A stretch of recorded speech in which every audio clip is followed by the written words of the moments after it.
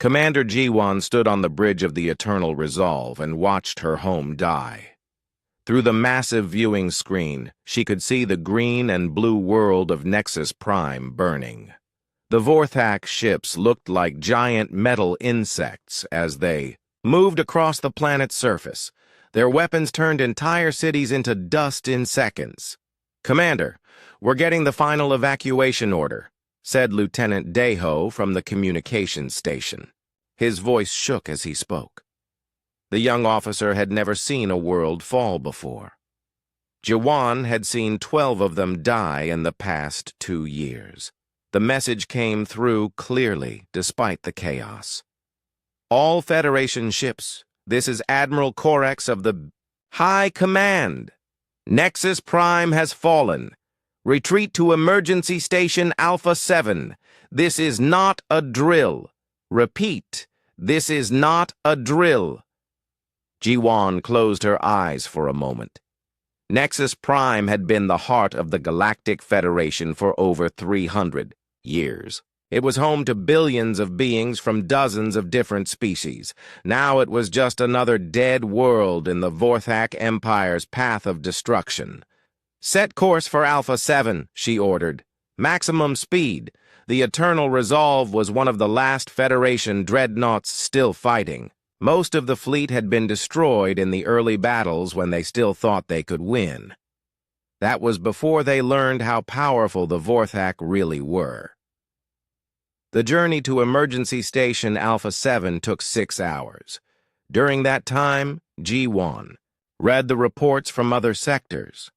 The news was all bad. The Cygnus sector had fallen. The Andromeda colonies were under attack.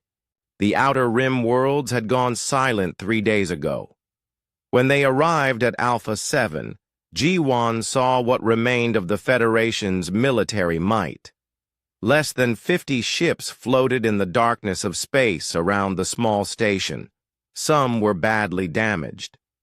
Others were overcrowded with refugees from fallen worlds.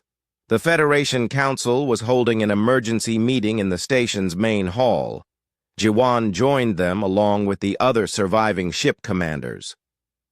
The hall that once held representatives from hundreds of worlds now had less than 30 beings in it. Council leader Vextar, a tall being with blue skin and 4 arms, stood at the center of the room. His usually calm voice was filled with desperation. "Friends, we face the end of everything we have built. The Vorthak Empire has conquered 90% of our territory. Our fleets are destroyed.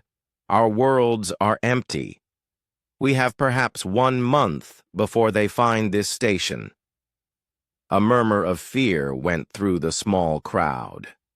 Everyone knew the truth, but hearing it said out loud made it real. "There is one option left," Vextar continued. "Dr. Minho has brought us information about a species we have avoided for 50 years. Doctor, please tell them what you have found." Dr. Minho was a small, nervous being who spent most of his time studying alien life forms. He moved to the center of the room and activated a holographic display. The image showed a small blue and green planet orbiting a yellow star. "This is Sol 3, known to its inhabitants as Earth," Dr. Minho began. "It is located in what we call Sector 7, Alpha, about 40 light-years from here. The dominant species calls itself humans." He pressed a button and the display changed to show images of human beings. They looked similar to several other species in the galaxy. 2 arms, 2 legs, 1 head, but something about their eyes was different. Jiwan had seen those eyes before, in the mirror, when she was very angry or very scared. 50 years ago, our long-range scouts made contact with this species, Dr. Minho continued. What they found was so disturbing that the Council immediately classified Earth as a restricted world. No contact was allowed. "Why?" asked Commander Thorek of the heavy cruiser Star's Edge. "What was so dangerous about them?" Dr. Minho's hands shook as he changed the display again. Now it showed images of human cities, human technology, human weapons. They are what we call a deathworld species. Their planet is incredibly dangerous. It has massive storms, deadly creatures, poisonous plants, and extreme temperatures. Most species would die on Earth within hours. But that's not the worst part, he continued. Humans fight constantly. They have wars that last for years. They kill each other over resources, ideas, even the color of their skin. In their entire recorded history, there has never been a time when all humans were at peace. The room fell, silent. Most Federation species had given up war thousands of years ago. The idea of a species that still fought among itself was shocking. Their weapons are primitive by our standards, Dr. Minho said, but they use them in ways we never considered. They don't fight honorably. They use tricks, traps, and lies to win. They will sacrifice their own people to defeat an enemy. They even have a saying, all's fair in love and war. They sound horrible, whispered Counselor Thane. Why would we want their help?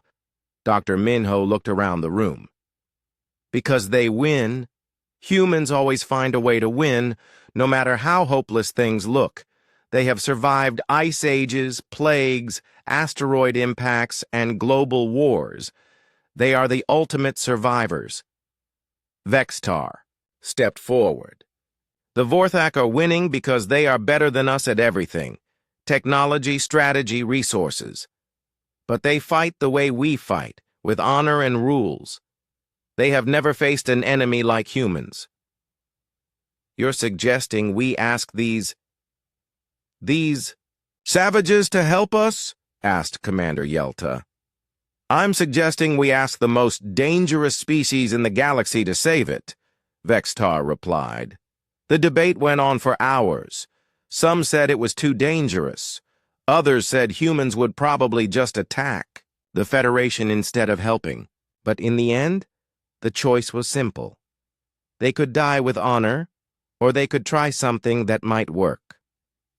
I volunteer to make contact, Jiwon said when the voting was done. My ship is fast enough to reach Earth and return before the Vorthak. Find us. Commander, you understand this is likely a suicide mission? Vextar asked. Humans might kill you on sight. Or worse, they might decide to join the Vorthak. Jiwon looked at the holographic image of Earth. Such a small blue world. It was hard to believe that something so dangerous lived there. We're already dead, she said. At least this way. We're trying something. 3 days later, the Eternal Resolve jumped to hyperspace, heading for a world its crew hoped would save them.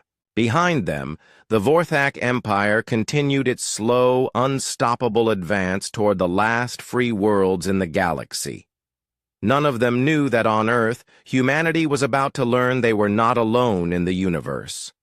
And the galaxy was about to learn why some species should never be awakened. Captain Dongjun was drinking his morning coffee when the alarm started screaming. The bridge of the UEF destroyer Soul's Pride went from quiet routine to controlled chaos in seconds. Red lights flashed everywhere as crew members ran to their stations. What do we have? Dongjun asked as he rushed onto the bridge. Unknown contact at the edge of the system, sir, reported Ensign Minsu from the sensor station. It just appeared out of nowhere. No engine signature, no heat trail. It's like it just materialized. Dongjun looked at the main screen. The object was unlike anything in their databases. It was smooth and curved like a seashell, but it was huge, almost as big as a Federation battle cruiser. Colored lights moved across its surface in patterns that seemed almost alive. Is it responding to our hails? Dongjun asked. Yes, sir. It's broadcasting on multiple frequencies. The computer is trying to decode the language now. Sir, called out Lieutenant Heejin from the communications station. I'm getting something. It sounds like it's asking for help. Within an hour, every major Earth defense station was tracking the alien ship. Admiral Unji, Earth's top expert on theoretical first contact situations, was already on her way to Gangnam Base near the moon. The alien ship followed Earth's patrol vessels without resistance, as if it knew exactly what was happening. The docking procedure took 3 hours. Earth's engineers had never designed their stations to handle alien technology, but the strange ship seemed to adapt itself to their systems. When the airlock finally opened, everyone held their breath. Commander Ji-won stepped through wearing what looked like a spacesuit made of living metal. She was tall and thin, with pale blue skin and large, dark eyes. But the most striking thing about her was how tired she looked. She moved like someone who had been running for a very long time and finally stopped. "I am Commander Ji-won of the Galactic Federation ship Eternal Resolve," she said through a translation device. Her voice was clear but filled with sadness. "I come seeking the aid of the human species." Admiral Yunji stepped forward. She was a short, tough woman who had spent her entire career preparing for this moment. "I am Admiral Yunji of the United Earth Federation. You said Galactic Federation. We didn't know there was one. Your species has been classified," Ji-won said carefully. "We have known about you for 50 years, but contact was forbidden." "Why?" Admiral Yunji asked. Ji-won looked around at the humans staring at her. "Because you were considered too dangerous." The room fell silent. Dr. Hyerim, Earth's chief military strategist, stepped forward. She was young for her position, but her mind was sharp as a knife. "Dangerous how?" "You fight," Ji-won said simply. "You fight each other. You fight your environment. You fight anything that threatens you. Most species gave up war thousands of years ago. You never did." "And now you want our help?" asked Colonel Tae-jun. He was an old soldier who had fought in the Mars Independence War. His face was covered in scars and his left arm was mechanical. "What changed your mind?" Ji-won activated a holographic projector. The room filled with images of burning worlds, destroyed fleets, and strange alien ships that looked like mechanical spiders. "The Vorthak Empire," she said. "They appeared at the edge of our galaxy 10 years ago. Since then, they have conquered 90% of Federation space. Our fleets are destroyed. Our worlds are empty. In 1 month, maybe less, they will find our last hiding place." Dr. Hyerim studied the tactical data with growing interest. "Show me their attack patterns." For the next 2 hours, Ji-won shared everything the Federation knew about the Vorthak. Their technology was far advanced. Their ships could destroy planets. Their weapons could dissolve matter itself. But as Dr. Hyerim watched the battle recordings, she began to see something else. "They're predictable," she said finally. "What do you mean?" Ji-won asked. "Look at this." Dr. Hyerim pointed to the holographic display. "Every attack follows the same pattern. They form up in perfect formations. They advance at steady speeds. They target the biggest threats first. It's like they're following a computer program." "They are very organized," Ji-won agreed. "Their tactics are flawless." "No," Dr. Hyerim shook her head. "Their tactics are rigid. They've never fought anyone who doesn't play by the rules." Colonel Tae-jun laughed, but it wasn't a happy sound. "Lady, humans wrote the book on not playing by the rules." Admiral Yunji studied the data more carefully. "Why should we get involved? This isn't our fight." "Because they followed me here," Ji-won said quietly. Every human in the room tensed. "What do you mean?" Admiral Yunji asked. "Vorthak scout ships track hyperspace trails. They will follow my path to Earth. You are already part of this war." Before anyone could respond, alarms began blaring throughout the station. A technician's voice crackled over the intercom. "Admiral, we have multiple contacts entering the outer system. Unknown configuration, but they match the profiles in the alien data." Admiral Yunji looked at the tactical display. 6 large objects were moving toward Earth at incredible speed. They would reach the outer planets in less than 12 hours. "Those are Vorthak scouts," Jiwan said. "They found us." The room erupted in arguments. Some wanted to evacuate Earth immediately. Others wanted to prepare for battle. A few suggested surrendering and hoping for the best. Colonel Taejun cut through the noise. "How many people did they kill?" he asked Jiwan. "Billions," she whispered. "Then we fight," he said simply. Admiral Unji looked around the room. Earth had been preparing for alien contact for decades, but they had always imagined it would be peaceful. They had never prepared for war. "What kind of help were you hoping for?" she asked Jiwon. "Anything," Jiwon replied. "Ships, weapons, soldiers. We have nothing left." Dr. Hyerim was still studying the tactical data. "Do they negotiate?" "They offer terms," Jiwon said. "Surrender and be integrated into their empire. Resist and be destroyed." "What does integration mean?" "Your people would be changed, made to think like them, made to serve them. It's a kind of death." Colonel Tae-jun stood up. "I'll take a squadron out to Jupiter, see what these Vorthak are made of." "Colonel, they have destroyed entire fleets," Jiwan warned. "Maybe," Tae-jun said with a grin that showed too many teeth, "but they've never fought humans before." As the meeting broke up, Admiral Yunji pulled Dr. Hirim aside. "What do you think?" "I think we're about to find out why the rest of the galaxy was afraid of us," Dr. Hyerim replied.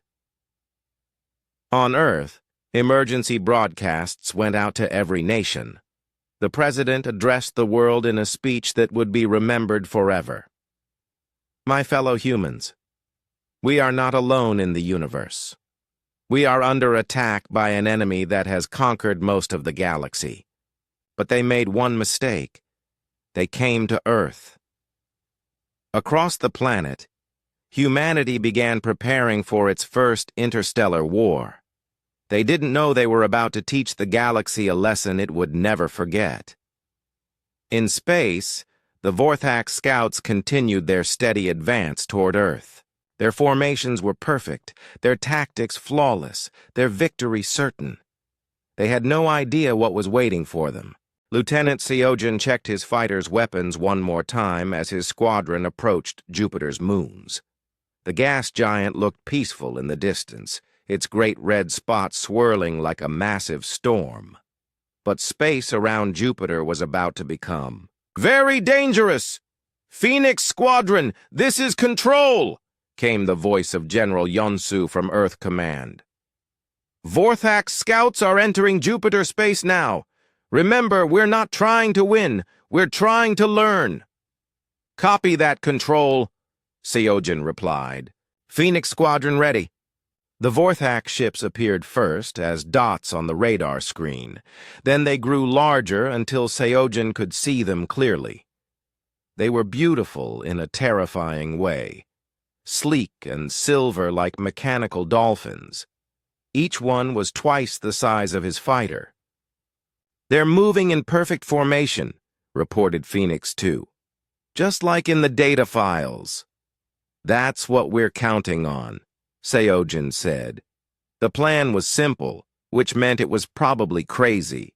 Human military doctrine said that when you were outgunned, you changed the rules. The Vorthak expected a traditional space battle with clean formations and honorable tactics. They were about to get something very different. "Phoenix Squadron, Break formation, Seo-jun ordered. Execute Jupiter Sling. The human fighters scattered in all directions. To the Vorthak, it must have looked like panic. Their ships adjusted course to pursue, maintaining their perfect attack formation. Seo-jun dove his fighter toward Jupiter, using the planet's massive gravity to accelerate far beyond his ship's normal speed. The other fighters did the same, approaching the gas giant from different angles. The Vorthak followed, their weapons charging for what they thought would be an easy victory. Now, Seo-jun shouted. The human fighters used Jupiter's gravity like a slingshot, whipping around the planet at incredible speeds. But instead of running away, they aimed directly at the center of the Vorthak formation. And they weren't firing weapons. They were turning themselves into weapons. Phoenix 2. Going in, came the calm voice of Lieutenant Minseo. Her fighter, loaded with a nuclear warhead instead of normal weapons, smashed into the lead Vorthak ship at nearly the speed of light. The explosion lit up space like a small sun. One by one, the other fighters followed. They were kamikaze attacks, something no civilized species had used for thousands of years. The Vorthak ships had shields designed to stop energy beams and missiles. They had no defense against pilots who turned their own ships into bombs. When the light faded, 5 of the 6 Vorthak ships were destroyed. The last one tried to run, but it was already too damaged. It exploded a few minutes later when its damaged reactor overloaded. Commander Ji-won watched the battle from the command center on Gangnam Base. She had seen hundreds of battles during the war, but never anything like this. They destroyed themselves to win, she whispered. That's what humans do, said General Yeonsu. The old woman's face was hard as stone, but her eyes were sad. We've been fighting for survival so long that we'll do anything to protect our own. Dr. Hyerim was studying the sensor data from the battle. The Vorthak ships didn't adapt. Even when they saw what was happening, they kept flying in formation. They couldn't change their tactics fast enough. Will this strategy work against their main fleet? Ji-won asked. Once, maybe, General Yeonsu replied. But the Vorthak will learn. We need to be ready with something new. She was right. 3 days later, long-range sensors detected a much larger Vorthak force approaching Earth. 50 ships this time, including several that were the size of small cities. They moved more carefully now, spreading out to avoid concentrated attacks. The second battle took place in the asteroid belt between Mars and Jupiter. Colonel Tae-jun led this fight from the bridge of the heavy cruiser Busan's Hammer. He was an old man who had been fighting wars since before most of his crew were born. They're staying spread out, reported his tactical officer. No tight formations this time. Good, Colonel Tae-jun smiled. That means they learned something. Time to teach them something else. The asteroid belt was perfect for what humans called guerrilla warfare. The rocks provided cover and hiding places. Human ships could appear from behind asteroids, attack quickly, and disappear before the enemy could respond. But the Vorthak were too smart to chase individual ships into the asteroid field. Instead, they began systematically destroying every asteroid, clearing the space around them. Their strategy was logical and effective. It was also exactly what Colonel Tae-jun wanted them to do. All ships, execute Plan Trojan, he ordered. The human ships retreated deeper into the asteroid belt, appearing to run away. The Vorthak followed carefully, destroying rocks as they went. They were so focused on clearing obstacles that they didn't notice the asteroids they weren't destroying. Hidden inside hollowed-out asteroids, human engineers had placed massive bombs. Not nuclear weapons this time, but something worse: antimatter charges that could tear holes in space itself. When the Vorthak fleet was deep in the asteroid field, the charges went off all at once. The explosions created a chain reaction that turned the entire region into a deadly maze of energy and debris. Half the Vorthak ships were destroyed instantly. The others were trapped, surrounded by a field of radiation that blocked their sensors and communications. That's when the real attack began. Human ships emerged from hiding places throughout the solar system. They came from behind moons, from inside planetary atmospheres, from the shadows of gas giant rings. There was no formation, no strategy that made sense to civilized minds. Captain So-Young led the attack from her destroyer Daegu's Revenge. She had painted shark teeth on the nose of her ship and filled it with soldiers who had volunteered for what everyone called a suicide mission. "This is So-Young to all ships," she broadcast, on an open channel that the Vorthak could hear. "We are humans from Earth. You came to our home. You threatened our families. Big mistake." The human ships didn't fight like any military force the Vorthak had ever seen. They used ramming attacks, boarding actions, and weapons that fired chunks of metal instead of energy beams.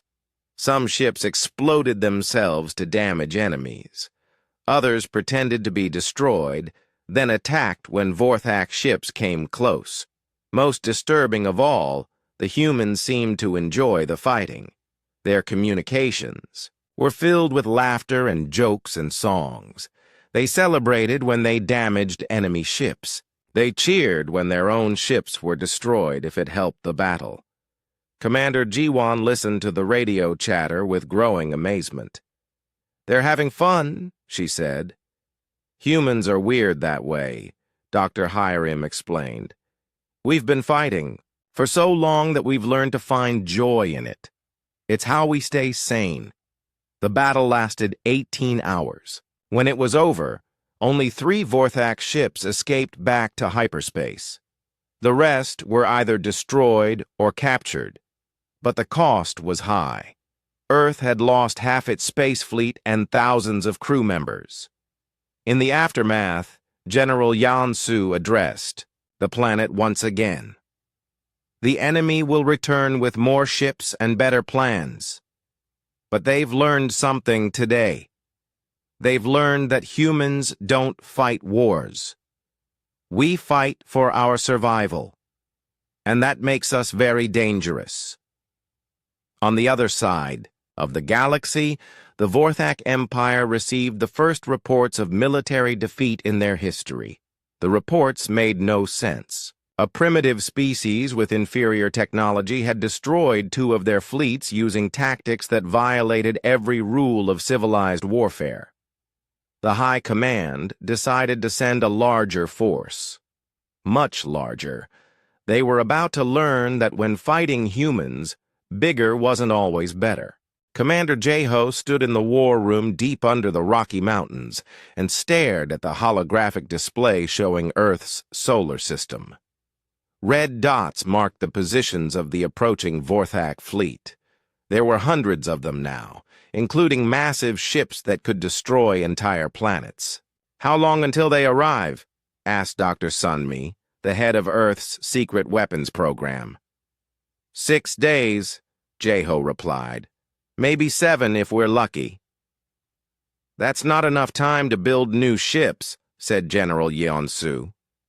"Then we don't build new ships," Jeho said. "We turn our whole solar system into a weapon. Operation Earthstorm had been planned for decades, but nobody thought they would ever need to use it. The idea was simple and terrifying. If Earth was ever invaded, the planet itself would fight back." Dr. Sunmi pulled up another display showing Earth's orbital defenses. "We have 300 orbital weapons platforms, but they won't stop a fleet this size." "They're not supposed to stop them," Jeho explained. They're supposed to make the Vorthak think they understand our defenses. The first part of the plan was already in motion. Every piece of space junk in Earth orbit, old satellites, rocket stages, pieces of destroyed ships, was being moved into position. The Vorthak would see them as obstacles to clear. They wouldn't realize each piece contained sensors and small explosive charges. "What about the magnetic field generators?" Dr. Sunmi asked. "Ready," Jeho said. "We can turn Earth's magnetosphere into a giant radio jammer. It will block Vorthak communications and mess up their navigation systems." "And the atmosphere processors?" "Dr. Kyung-soo says he can create artificial storms anywhere on the planet. Hurricane-force winds, lightning strikes, even tornadoes if we need them." Commander Jiwon had been listening quietly from the corner of the room. "You're going to use your own planet as a battlefield?" "Our planet, our rules," Jeho said simply. The Vorthak fleet arrived exactly when predicted. They moved in perfect formation toward Earth, confident in their overwhelming numbers. The lead ships were city-sized dreadnoughts that had destroyed dozens of worlds.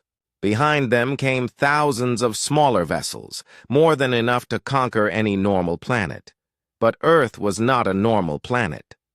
The battle began when the Vorthak tried to clear Earth's orbital debris. Each piece of junk they destroyed exploded, creating more debris and sending out electronic signals that jammed their targeting systems. Within an hour, space around Earth was filled with expanding clouds of metal fragments moving at incredible speeds.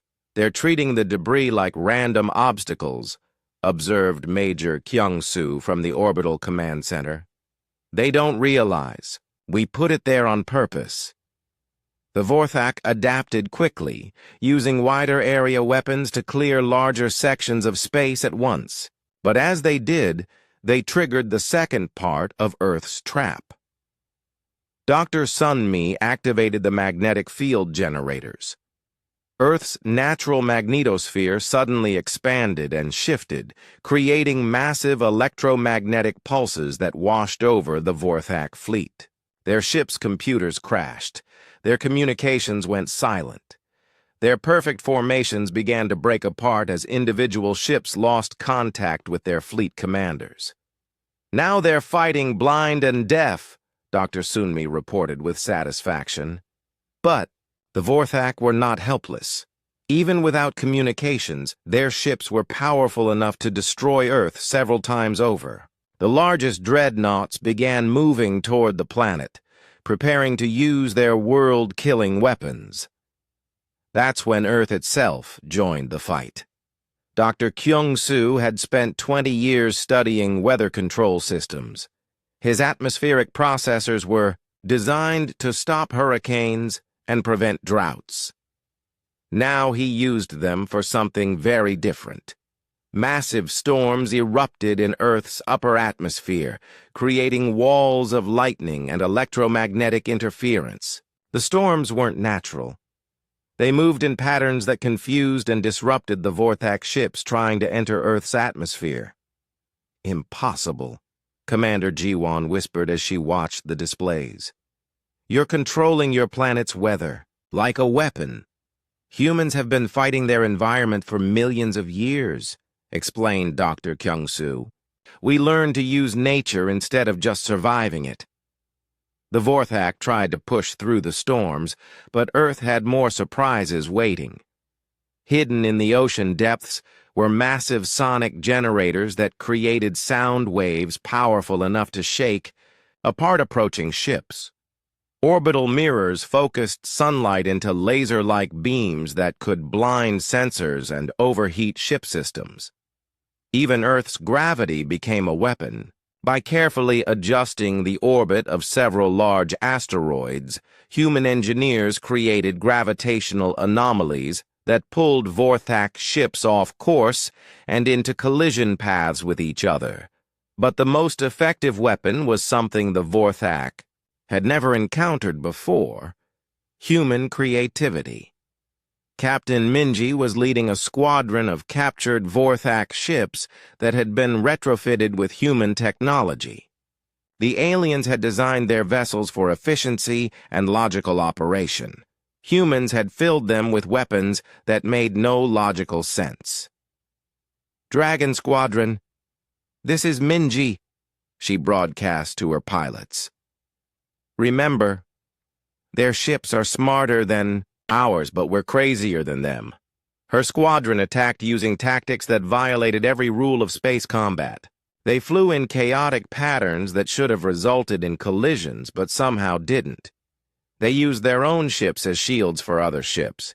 They even played loud music on open radio channels to confuse Vorthak communications.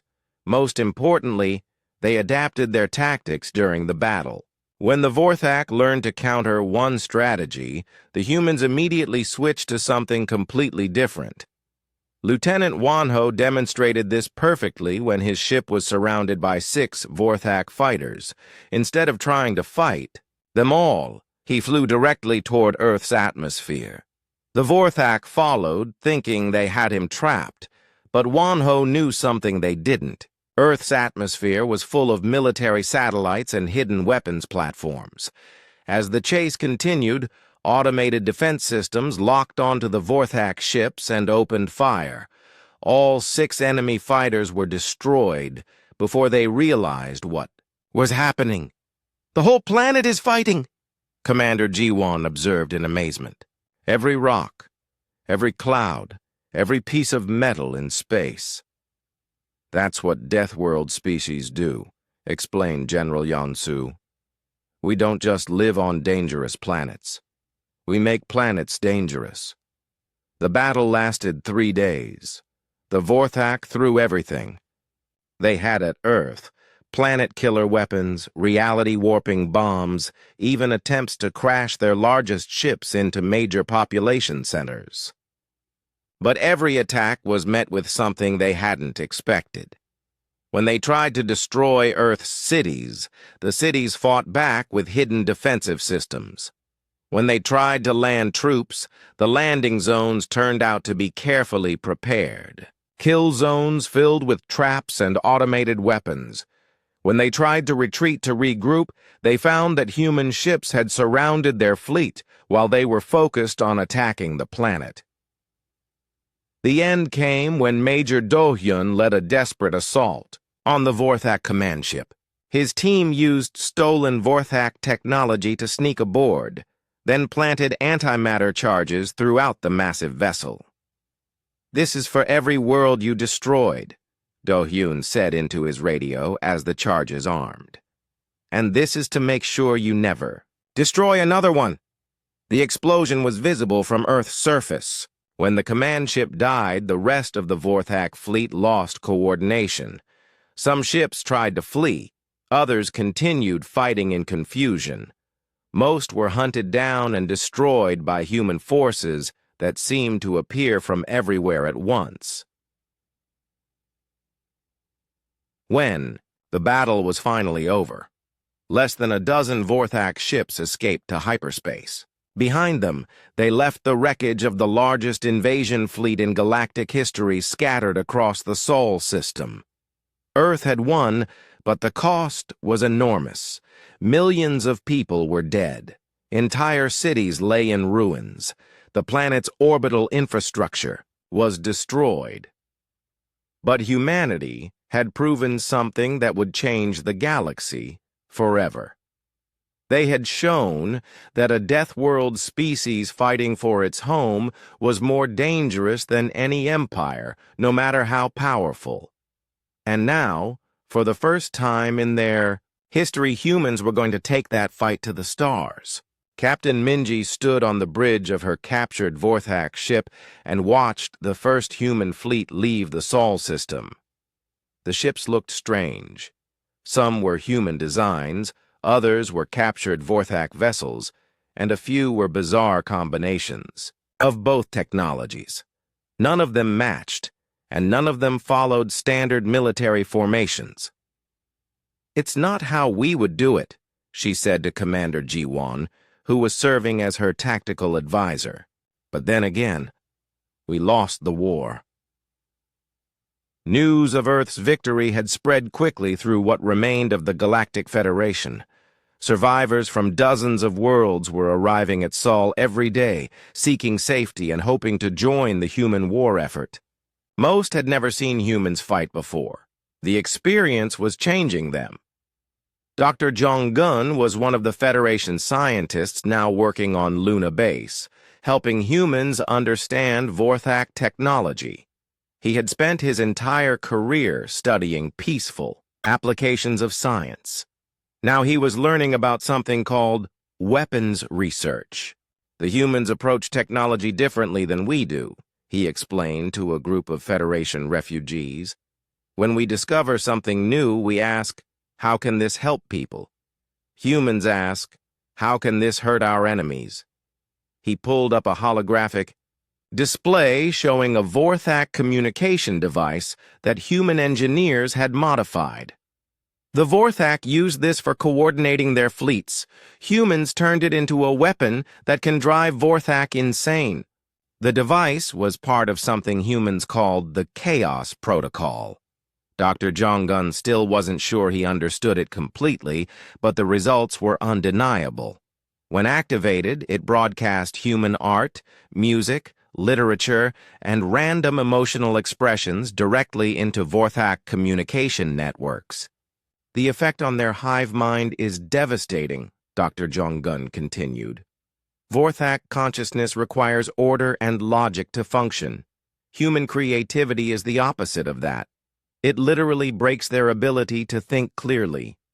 In the audience, a young Zephyrian named Talon raised his hand. But isn't that cruel, to attack someone's mind instead of their body? Dr. Jong-gun paused. It was a good question, and one that many Federation survivors struggled with. Humans say that war is cruel by definition. They believe that if you must fight, you should fight to win as quickly as possible. Mercy comes after victory, not during battle. Across the solar system, human shipyards were working around the clock to build the largest space fleet in galactic history. But these weren't normal military vessels. They were designed using human principles of warfare: unpredictable, adaptable, and terrifying. Admiral Young-ho inspected one of the new ships from the bridge of his flagship. It looked like someone had taken a Federation cruiser and redesigned it by a committee of crazy people. Weapons stuck out at odd angles. The hull was covered in spikes and aggressive decorations. Most disturbing of all, it had teeth painted on the front. "Sir, the Gangnam Thunder is ready for combat trials," reported Captain Jinha. "What exactly does it do?" Admiral Young-ho asked.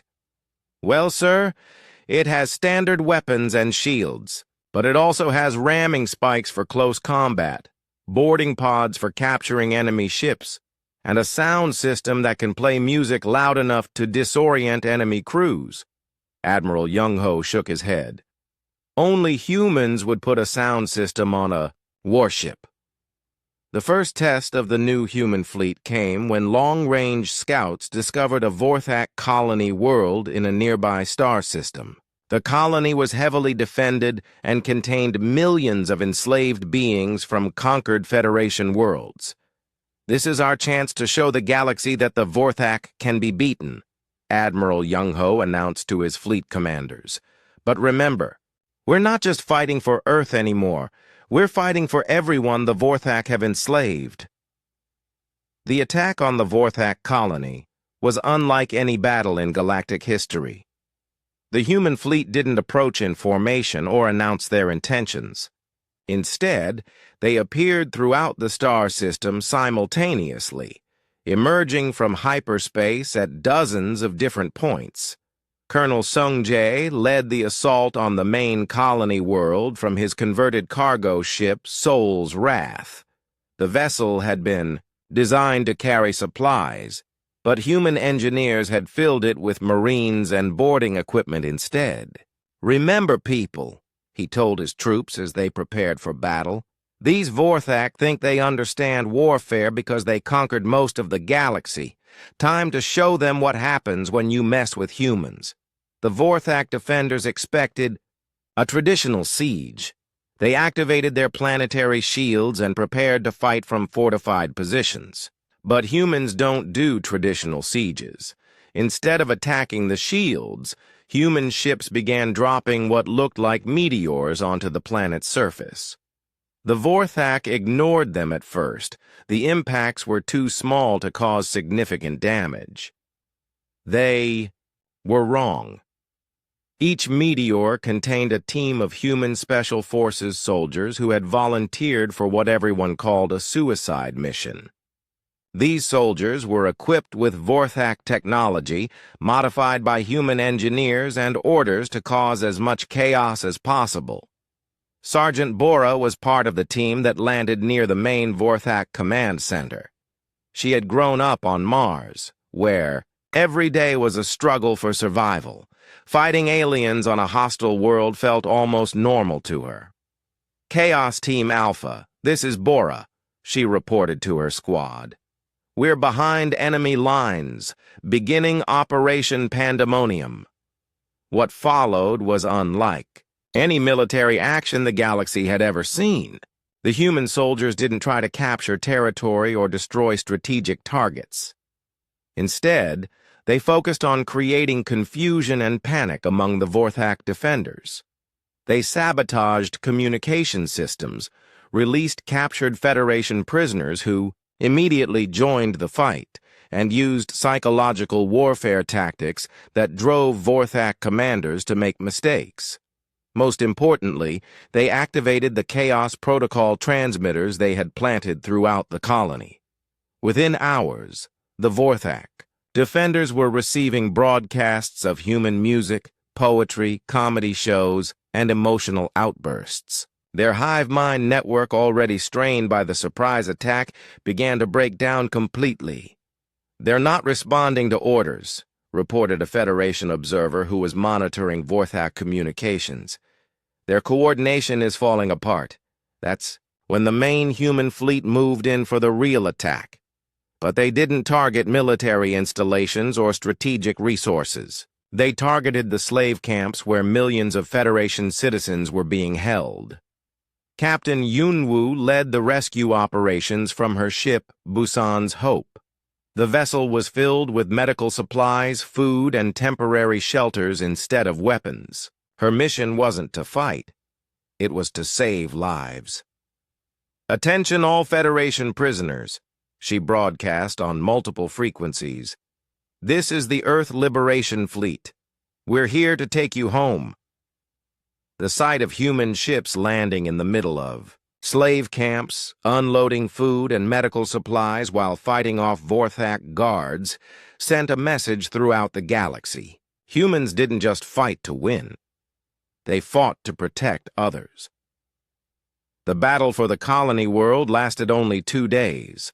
The Vorthak forces, unable to coordinate due to the chaos in their communications and demoralized by the human tactics, either fled or surrendered. For the first time in decades, a Vorthak world had been liberated.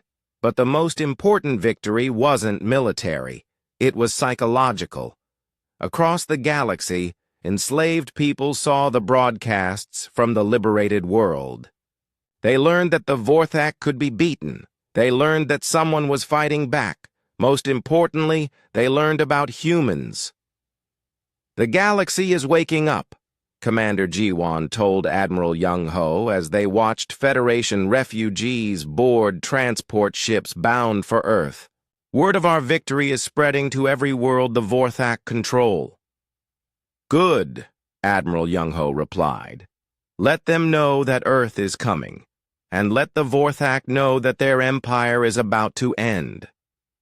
In the depths of space, aboard the last Federation, outposts and hidden in the ruins of conquered worlds, beings who had given up hope began to hope again.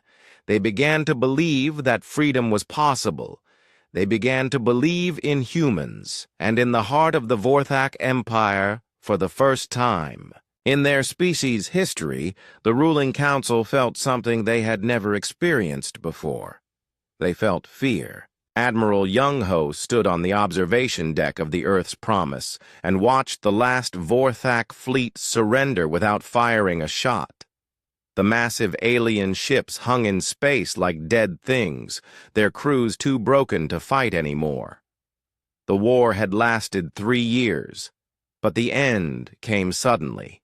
The Vorthak Empire, which had conquered most of the galaxy through superior technology and perfect tactics, collapsed when they could no longer understand what they were fighting. "It's over," said Dr. Hiram, who had become Earth's chief military strategist.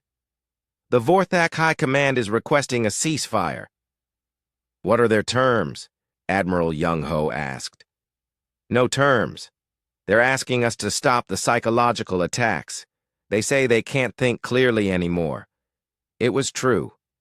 The chaos. Protocol had been broadcasting human culture into Vorthak communication networks for months. Their hive-mind civilization, built on logic and order, couldn't process human art, music, and emotion.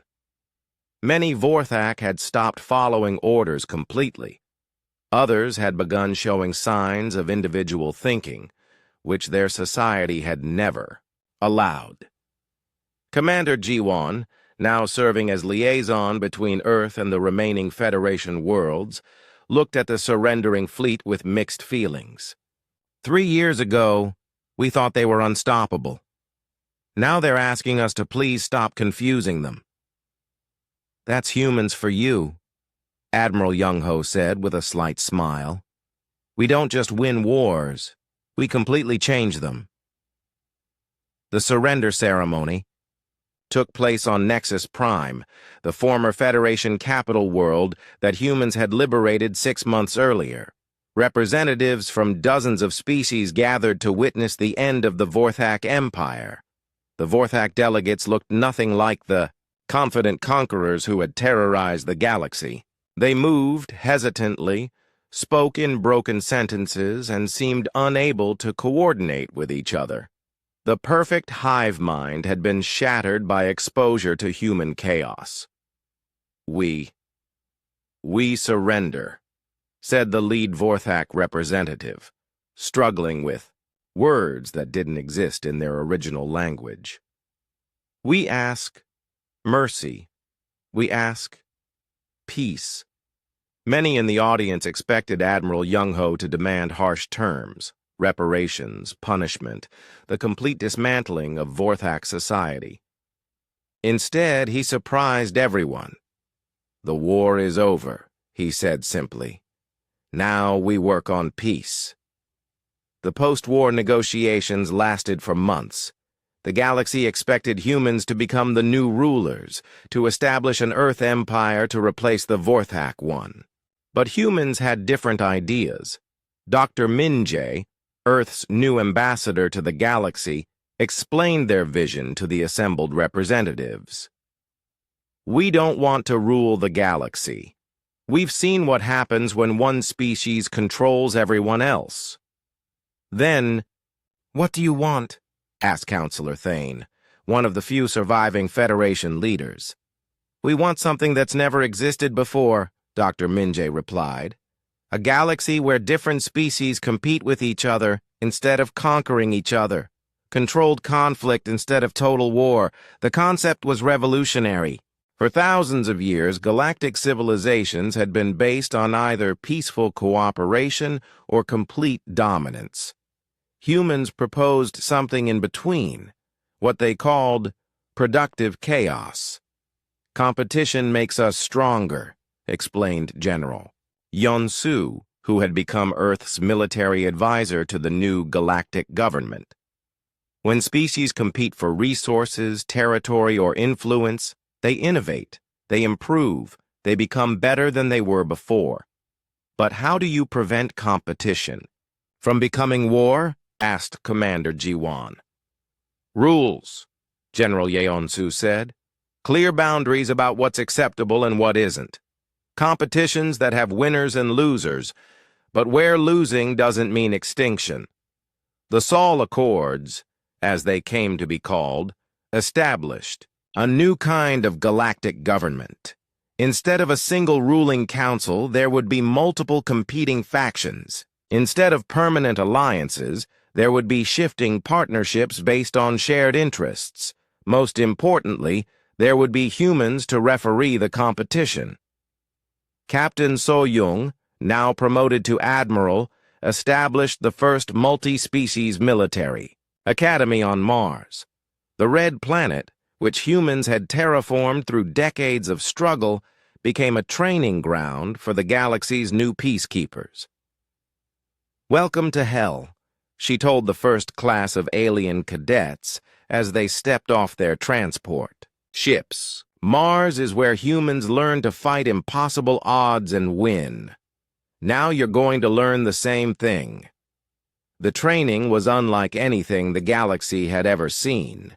Cadets from dozens of species learned to work together in combat situations that required quick thinking and adaptation.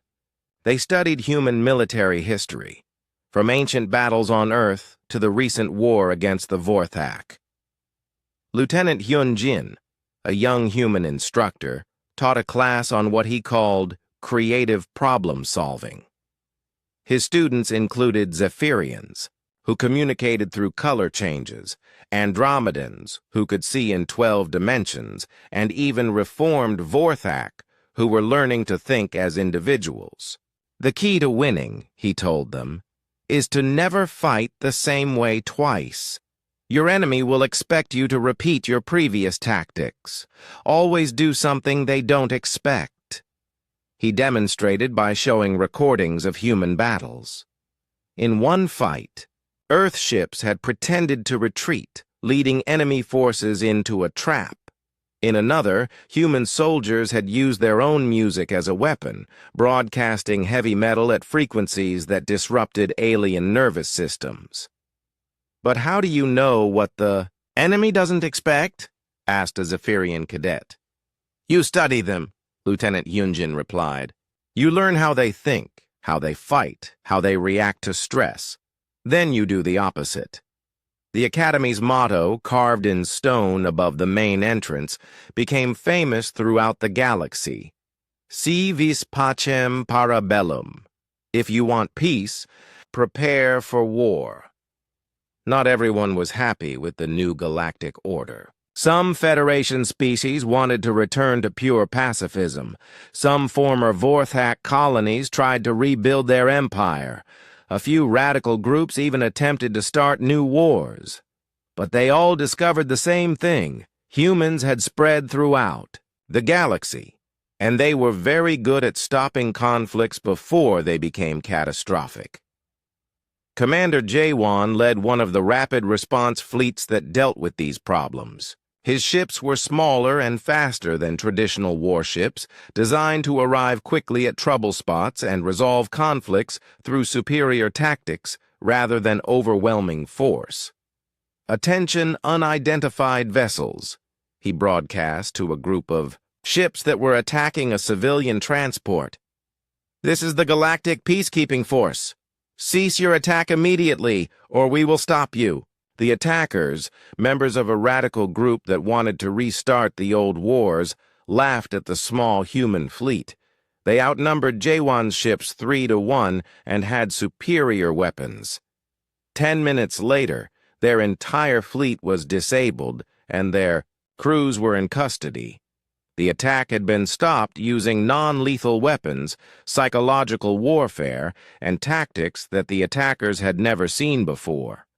Most importantly, no one had been killed. "That's the difference," Commander Jaewon explained to his crew afterward. "We're not trying to destroy our enemies anymore. We're trying to convince them that fighting is pointless." 5 years after the war ended, Admiral Young-ho retired from active duty and became the first director of galactic relations. His office was on a space station orbiting Earth, where he could look down at the blue world that had changed everything. Commander Ji-won, now an old friend, visited him there on the anniversary of the war's end.